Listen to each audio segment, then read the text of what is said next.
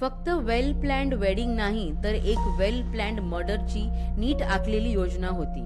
एक गोष्ट समजत नाही, जर आधीच कुणावर प्रेम होतं तर मग लग्नच का करावं। सोनमचं आधीपासूनच तिच्या प्रियकर राज कुशवा याच्यावर प्रेम होतं, तरी सुद्धा 11 मे 2025 रोजी तिचं लग्न राजा रघुवंशी याच्याशी लावण्यात आलं। 20 मे रोजी दोघं मेघालय मधील शिलाँगला हनीमून साठी गेले आणि 23 मे रोजी दोन्ही कुटुंबियांनी त्यांच्या बेपत्ता होण्याची तक्रार पोलिसात दाखल केली।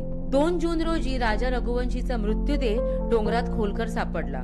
सोनम अद्यापही बेपत्ता होती। काही दिवसांनी तिने आपल्या कुटुंबियांना फोन करून सांगितलं की तिला अपहरण करून उत्तर प्रदेशात आणलं गेलं, पण सोनमचं नाटक कुणाच्याच डोळ्यात धूळ फेकू शकलं नाही। पोलिसांना तिच्यावर विश्वास बसला नाही। अखेर पोलिसांनी चौकशी केली तेव्हा समोर आलं की हे सगळं प्रकरण राज कुशवा यांचं नियोजन होतं। राज आणि सोनमने मिळून मध्य प्रदेशातून काही गुंडांना पैसे देऊन राजा रघुवंशीचा खून प्लॅन केला होता।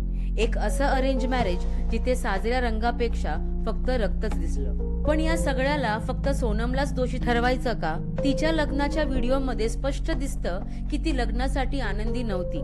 तिच्या आई वडिलांनी तिच्यावर लग्नासाठी जबरदस्ती केली। सोनम आणि राजने हा खून लग्नाआधीच ठरवला होता आणि खूपच शिताफीने हनीमूनची प्लॅनिंग केली होती। कदाचित जर तिच्यावर लग्नासाठी दबाव टाकला नसता तर ती खुनी बनली नसती आणि राजा अजूनही जिवंत असता। कृपया तुमचे मत आम्हाला कळवा आणि तोपर्यंत चल बोलून टाक पाहत रहा।